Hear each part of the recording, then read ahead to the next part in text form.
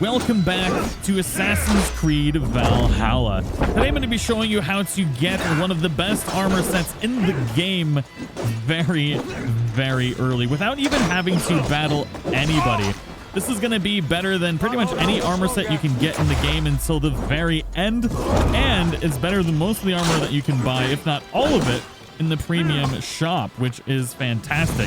If you want an armor set that's going to help you deal a lot more damage and increase your survivability exponentially, I highly recommend getting this particular Bear School set of armor.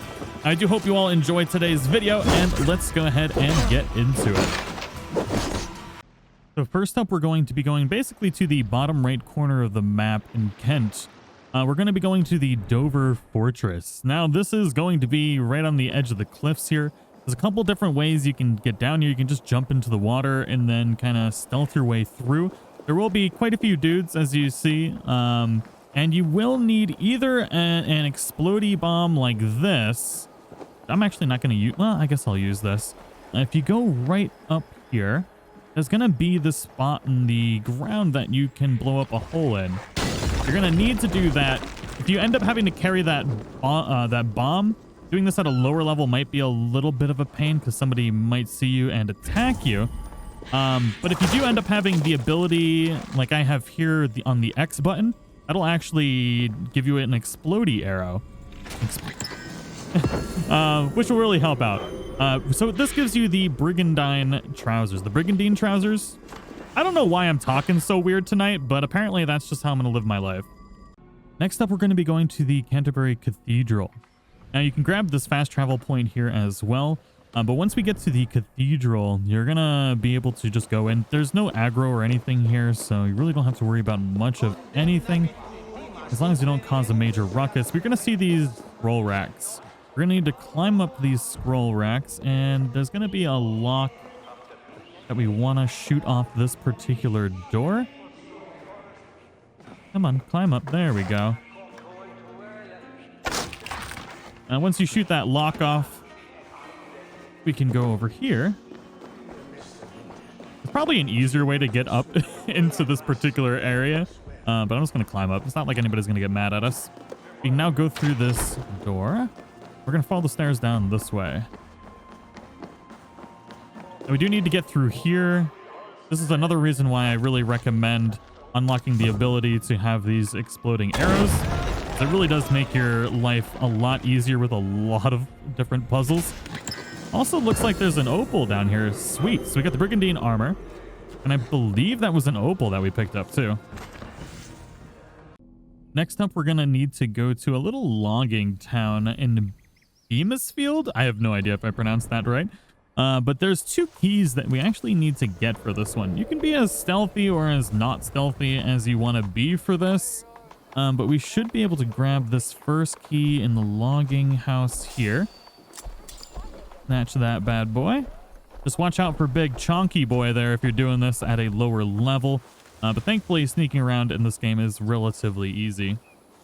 Now, the chest itself is in that house there, but we still need to get this key that is right down in this house. Now, I imagine we just probably need to go through the front door.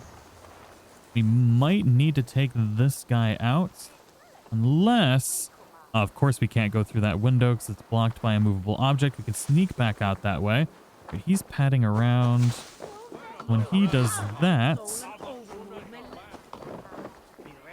Ooh, we're not going to sneak. There we go. All right. Easy peasy lemon squeezy. Let's grab this key. And then we'll go get the chest. All right, so let's just hop in here. Since this isn't an attack on sight area, most of the time you're not going to have any issues just getting a little bit seen. We are technically in an attack on sight right now. I can't believe they put 2 locks on this particular chest, though. That'll unlock the Brigandine Gauntlets. The next piece of equipment, you're going to head northwest from Ravensthorpe. Just west of this giant lake here, you're going to find an outpost. If you approach from the south side of the outpost, you can do this without really running the risk of even getting seen. There will be one guy down here that kind of roams this particular area. Just make sure that you scan when you're approaching here and make sure he's not in the way. And then if you go right into this cave, going to be a block that we need to move at the end. All we need to do is move this block. And then behind it is going to be the chest that we need to loot. Easy peasy lemon squeezy. And just sneak out of the area and we'll get our final piece. For the last piece of armor, you're going to need to go a little bit more north from where we just were. And you're going to move along the shore of this river. You're going to find a stair icon. There's going to be a boat here. I already exploded the boat and my recording software wasn't working, but you can shoot the barrels that are on that boat. It'll blow up this rock wall. And inside of this cave is going to be the final armor piece. Gonna follow this bad boy across. Now, when you blow up that rock wall, there's gonna be fire on the ground. And if you run right through the fire, you're gonna get lit up. There's gonna be a rock here that you need to move back. Just move that rock out of the way. There's gonna be a nice creepy ram skull in this particular room with a chest that you can loot. And then right here is going to be the final piece of equipment. I do actually like the way the set looks. It does kind of make you look like you're just one of the NPCs that you fight. So I do want to see what this is going to look like when it's fully upgraded, but the bonuses on this are really where this armor shines. So the increased armor when surrounded by more than 2 enemies is going to come in really handy, especially if you go into higher level zones a lot. And then we get the additional increase to melee damage, which is really nice. Now, we are going to upgrade this to mythical so we can see what these stats are going to be, because I do believe that it's probably going to get us higher armor value than the Valkyrie armor, which is a premium currency piece of equipment. Now, upgrading it to flawless did already make it look quite a bit better. We still need to upgrade it to mythical, but I wanted to compare it already to the Valkyrie armor, so which you have to pay real life money for. I've got them upgraded to the same level already. So with the Valkyrie armor, we got 48 armor, light resistance 30, heavy resistance 34, 17 evasion. And we've got pretty much exactly the same stats on the Brigandine armor, except we have 1 less light resistance and 1 more heavy resistance. So all in all, it's a pretty darn good set. So the fully upgraded mythical set looks pretty good. Every time you upgrade these to mythical, you're getting a lot of that bronzish gold look, which is from the tungsten. And I quite like it. I like the way the cape looks and everything, so we can equip the hood here. I guess I'm a little less happy with it when it looks like this. It doesn't look terrible. But if you're not really going for looks and you're going for stats, stats are great.